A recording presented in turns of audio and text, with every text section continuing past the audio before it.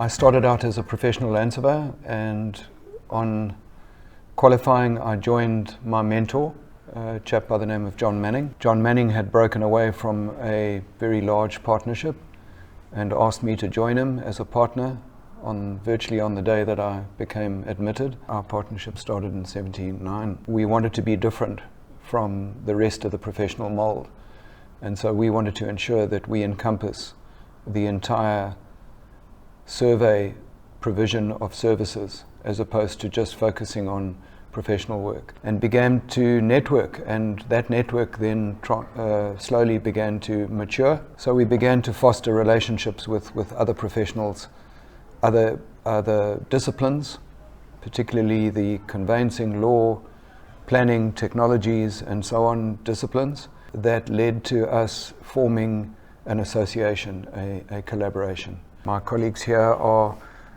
testimony to that collaboration. What was originally a little company called John Manning and Company, it became Manning, Hoffmann and Partners, and is GeoAfrika today. And MHP Geomatics in between. And MHP so in 1999, MHP Geomatics had a little GIS section of 6 people, and we decided to take that out as a separate company and form MHP Geospace. And then joined and collaborated with HSG.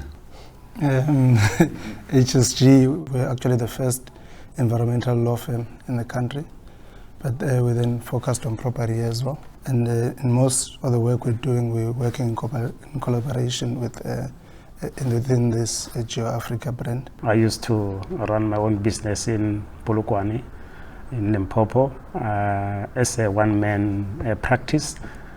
And when I came into MHP Geomatics, which is now GeoAfrika Survey, the environment is totally different, where there's diversification. And we made that our key objective.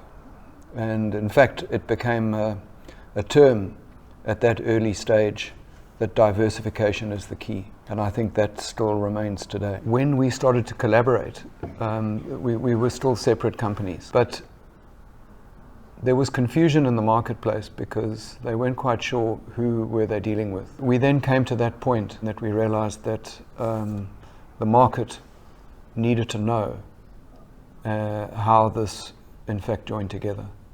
And that gave rise to us again looking at our brand. Ending that growth and expansion, we've ended up from a small company of 2 partners to a group of 19 directors and 223 staff.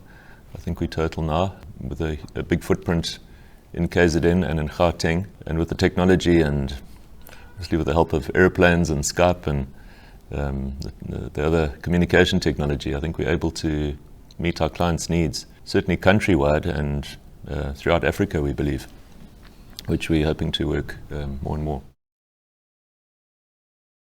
The leadership of this group is diversified in its own right, because originally that collaboration demanded that there was representation.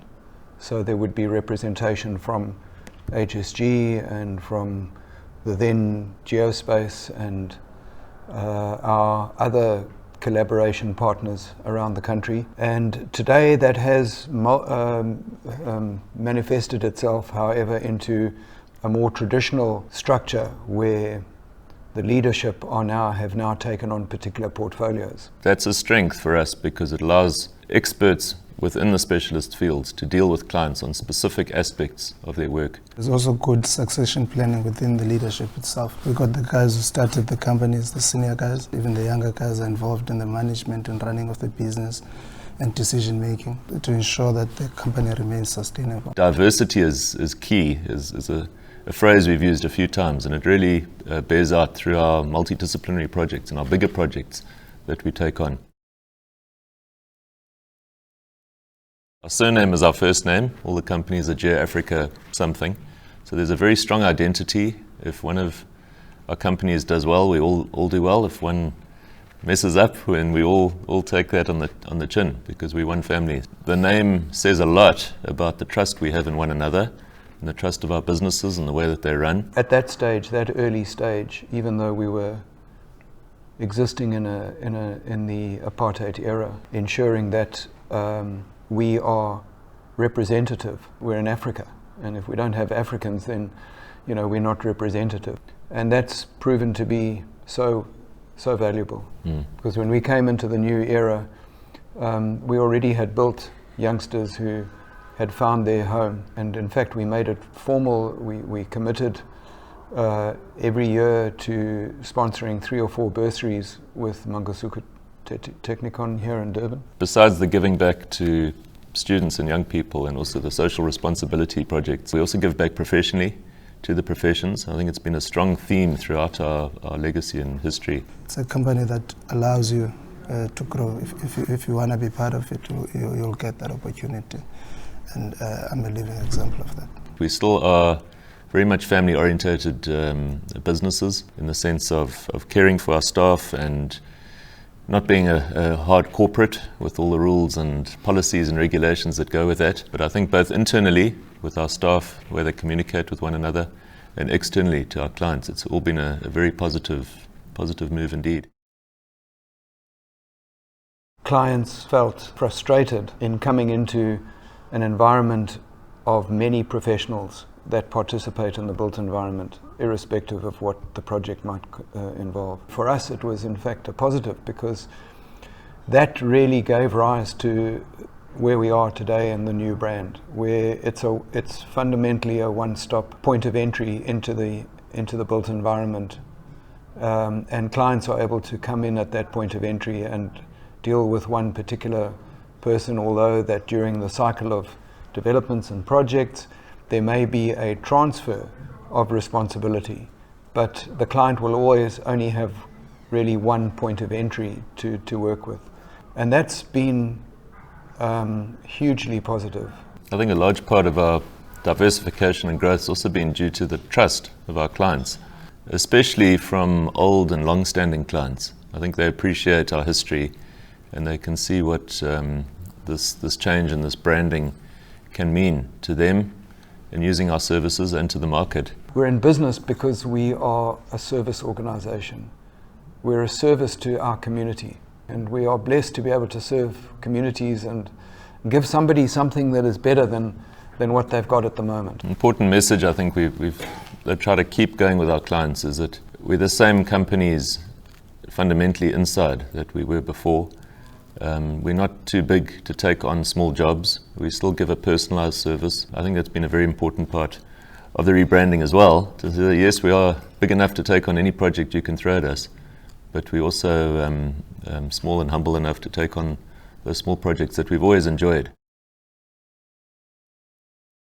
There was an appetite within the individual companies to throw their DNA and brand that they had into a single brand. We were put to the proof by the branding group that helped us along that journey to take some really hard decisions about what it is that we wanted to demonstrate to the market. We're still professionals in our own right, and we are what the brand now displays. The one thing we don't offer is engineering, because the large engineering companies are our clients.